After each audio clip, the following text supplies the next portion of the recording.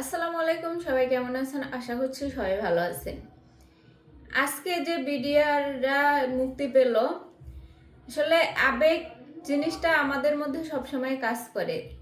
এই যে দেখেন, এই মানুষগুলা বিনা অপরাধে যে জেল খাটছে এত বছর, একটা দুইটা বছর না, 15টা বছর তাদের জীবন থেকে কেড়ে নেওয়া হয়েছে।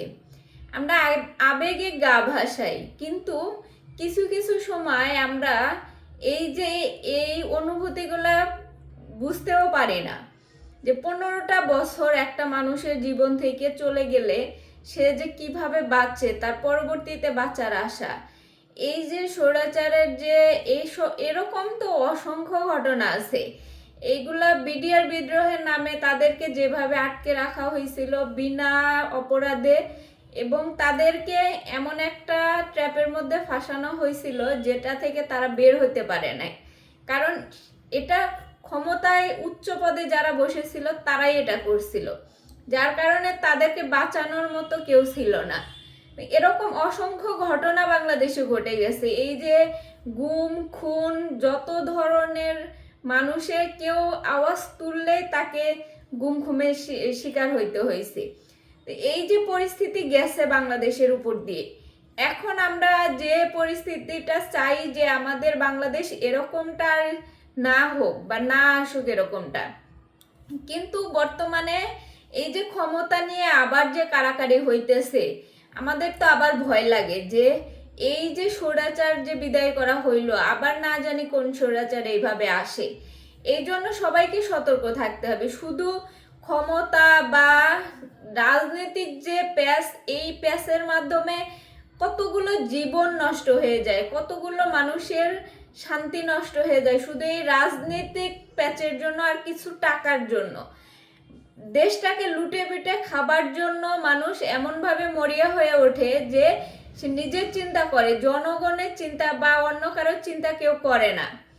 এই যে বিডিআরদের বের হওয়ার পরে যে আবেগগুলা, যে এক একজন 3 মাসের 2 মাসের বাচ্চা রেখে গেছে, পেটে বাচ্চা রেখে গেছে, এখন তারা বের হয়ে দেখতেছে সেই বাচ্চাগুলো বড় হয়ে গেছে। তাদের লাইফ থেকে যে এই যে সুন্দর দিনগুলা চলে গেছে, এগুলা তো কেউ ফিরিয়ে দিতে পারবে না। কিন্তু যে স্বৈরাচার এগুলা করছে, তো সে তো দিব্যি বেঁচে গেছে, তার পরিবার দিব্যি ভালো আছে। এখন আমরা যদি এর থেকে বুঝতে না পারি, যে এই আবেগগুলা যদি বুঝতে না পারি, যে এতগুলা মানুষ যে গুম খুনের শিকার হইল, এই যে বিডিআর বিদ্রোহের নামে যে এতগুলা মানুষকে আটকে রাখা হয়েছিল, এই যে বিচার বহির্ভূত যে হত্যাগুলা, যেগুলা মানুষকে সাজানো বিচারের নামে, সাজানো মামলার নামে করে মানুষকে যে হয়রানি করা, মানুষের লাইফ থেকে যে সুন্দর মুহূর্তগুলা মানে গায়েব করে দেওয়া, এই জিনিসগুলা আসলে আমাদের সমাজের মধ্যে এখন এমনভাবে হয়ে গেছে যে আমরা মানুষকে মানুষই মনে করি না। কেউ যদি এখন আমাদের চোখের সামনে কারো যদি অন্যায় হয়, আমরা প্রতিবাদ করতেও ভয় পাই। কিন্তু বর্তমান সময়ে কিন্তু এরকম না, এরকমটা হওয়ার কথা না, কিন্তু তারপরেও অনেক জায়গায় এরকম ঘটনাও ঘটতেছে। এই যে ঢাকা বিশ্ববিদ্যালয়ে যে লাশ পাওয়া গেল, বিভিন্ন জায়গায় লাশ পাওয়া যাইতেছে, অজ্ঞাত খুন, গাড়ি চাপা দিয়ে খুন, বিভিন্নভাবে মানুষ এখন মরে যাইতেছে। এইগুলো বন্ধ হওয়া উচিত দেশের মধ্যে। আমরা সেরকম স্বৈরাচারী আচরণ আর কোনো জায়গায় দেখতে চাই না। স্বৈরাচার পালিয়ে গেছে, সে কিন্তু এখন তার দোসরদের রেখে গেছে, পালিত কুত্তা যাদের তাদের রেখে গেছে, তারা কিন্তু এখনো দেশের মধ্যে বিশৃঙ্খলা সৃষ্টি করারই চেষ্টা করতেছে। এই যে মানুষ বিভিন্নভাবে মারা যাইতেছে বা বিভিন্নভাবে দুর্বৃত্তদের হাতে, ছিনতাইকারীদের হাতে, এই সবের নাম করে করে যে মারা যাইতেছে, সরকারের দ্রুত উচিত এগুলার বিরুদ্ধে ব্যবস্থা নেওয়া। আমরা কোনো বিডিআর বিদ্রোহ দেখতে চাই না দেশের মধ্যে, আমরা কোনো সন্ত্রাসী দেখতে চাই না, আমরা কোনো চাঁদাবাজি দেখতে চাই না, আমরা দেশের মধ্যে কোনো ছিনতাইকারী বা এই চুরি চেঁচড়ামি ডাকাতির নাম করে মানুষ খুন দেখতে চাই না। দেশের মধ্যে শান্তি ফিরিয়ে আনতে যা করতে হবে সেটা করুন। আপনারা আপনারা শুধু প্রাতিষ্ঠানিক চেঞ্জ করার কথা ভাবতেছেন, কিন্তু দেশের ভিতরে জনগণ যাতে স্বস্তি পায় সেই চেঞ্জটা আগে আনতে হবে।